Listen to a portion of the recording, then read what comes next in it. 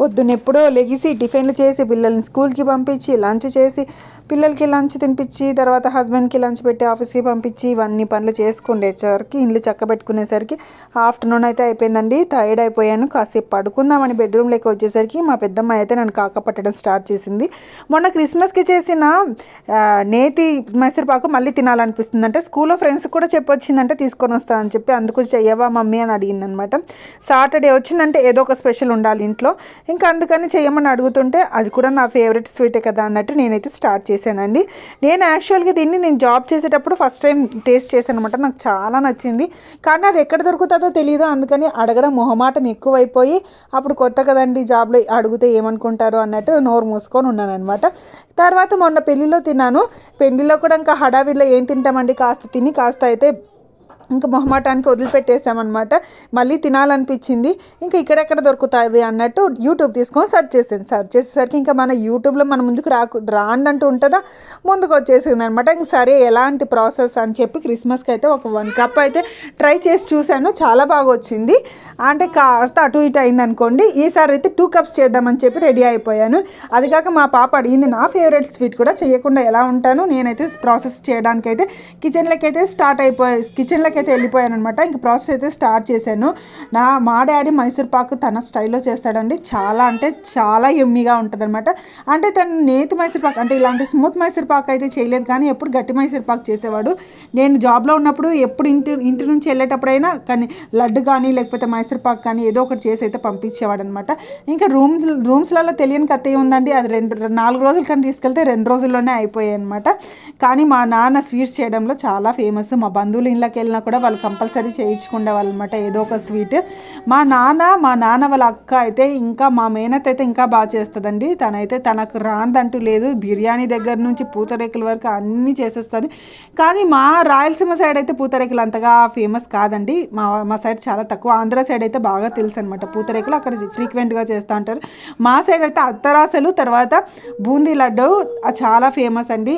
అనేసరికి మా ఆ పని అయితే పెట్టేసుకుంటారనమాట ఇంట్లో. అత్తరాసలు పని అయితే ఇంకా ఈజీగా పెట్టుకుంటారు. నా ఫేవరెట్ స్వీట్ అయితే బాదుషా అండి. మీ ఫేవరెట్ స్వీట్ ఏంటో కామెంట్ బాక్స్లో అయితే కామెంట్ చేయండి. ఈ మధ్య అయితే నేతి మైసూర్పాకు కూడా నా ఫేవరెట్ అయిపోయింది. బాదుషా అయితే ఇక్కడ దొరకదండి. ఇంకా అమ్మ వాళ్ళ ఇంటికి వెళ్ళినప్పుడు అయితే కంపల్సరీ 1 కిలో అయితే పట్టుకొచ్చుకుంటాను. కానీ నేతి మైసూర్పాకు మన చేతిలో పని కాబట్టి ఎప్పుడు కావాలంటే అప్పుడు చేసుకోవచ్చు, కానీ కాస్త ఓపిక ఉండాలి. కానీ ఆ చెయ్యి తిప్పడంలో చెయ్యి నొప్పేస్తుంది చూడండి. నేను తిప్పుతుంటే నా చెయ్యి అయితే పట్టేసిందండి. ఇంకా కానీ ఆ స్మెల్ చూస్తుంటే తినాలా అనే ఆశ ఎక్కువ అయిపోయి ఇంకా స్పీడ్గా తిప్పేస్తున్నాను అనమాట.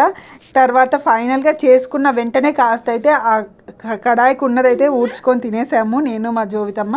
ఇంకా అది 5 అవర్స్ అలా స్టేబుల్ అవ్వాలి కాబట్టి దాన్ని అయితే వదిలిపెట్టేసామన్నమాట. రాజ్కోట్లో ఫుడ్ ఐటమ్స్ అంటే గుజరాత్ ఫుడ్ ఐటమ్స్లో అయితే నాకైతే తేప్లా బాక్రీ అంటే చాలా ఇష్టం అండి. మా మోహన్ గారికి కూడా బాక్రీ అంటే చాలా ఇష్టము. ఎప్పుడైనా స్నాక్స్ ఏం లేకపోతే వెంటనే కొద్దిగా గోధుమ పిండి తీసుకొని అందులో ఆయిల్ వేసేసేసి ఇంకా ప్రాసెస్ మొత్తం ఇప్పుడే చెప్పేస్తే ఎట్లా, ఇంకొకసారి వీడియోలో చేసి పెడతారు. బాక్రీ చేసి పెడితే ఏమో మా మూనిగాడు భలే తింటాడు అనమాట. నాకు కూడా ఎప్పుడైనా ఆకలి వేస్తే వెంటనే బాక్రీయే చేసుకొని తింటాను.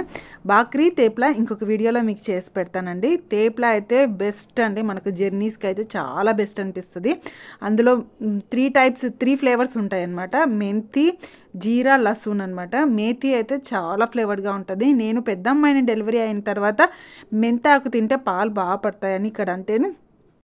వింటర్ సీజన్లో అయితే ఇక్కడ మెంతి కూర చాలా ఎక్కువగా దొరికిపోతుందండి. పెద్ద కట్టలు 5 రూపీస్కి ఒకటి ఇస్తారనమాట. మిగతా టైంలో అయితే 20 రూపీస్కి ఒకటి ఇస్తారు. కానీ ఈ వింటర్ సీజన్లో అయితే 5 రూపీస్కి ఒకటి పెద్ద కట్టలు ఇస్తారనమాట. ఇంకా అంత మెంతాకు తీసుకొని ఏం చేస్తామని చెప్పి తేప్లాలు అయితే చేసుకుంటారు ఇక్కడ గుజరాత్లో. అది మెంతి కూర ఎక్కువగా వేసి ఆ తేప్లాలు చేసి ఒక బాక్స్లో ఎత్తి పెట్టేస్తారండి. ఒక 1 వీక్ వరకు ఉంటాయన్నమాట. జర్నీలో ది బెస్ట్ అండి అసలు. ఇంకా దీంట్లోకి వేరే కర్రీ కూడా అవసరం లేదు. కొద్దిగా ఏదైనా ఆవకాయ పచ్చడి ఉంటే వేసుకొని తినేయచ్చు అనమాట హ్యాపీగా. నాకైతే తేప్లా అంటే చాలా ఇష్టం. మా చిన్నమ్మాయికి అయితే బాక్రీ అంటే ఇష్టము. మా పెద్దమ్మాయికి గుజరాతీ అస్సలు నచ్చవండి. ఈ డోక్లా కానీ తేప్లా కానీ బాక్రీ కానీ లేకపోతే గుంగురా పొటాటో కానీ అస్సలు వాడికి దోశ ఇడ్లీ ఉంటే చాలు. వీడు చిన్నప్పటి నుంచి ఇక్కడే గుజరాత్లో పెరిగినా కూడా వాడికి ఎందుకో నప్పవండి గుజరాత్వి. మా మూన్గాడు ఇప్పుడు గుజరాత్లో నడుస్తున్నా కూడా వారికి చాలా నచ్చుతాయి. వీడియో నచ్చితే లైక్ చేయండి, సబ్స్క్రైబ్ చేసుకోండి. బాయ్.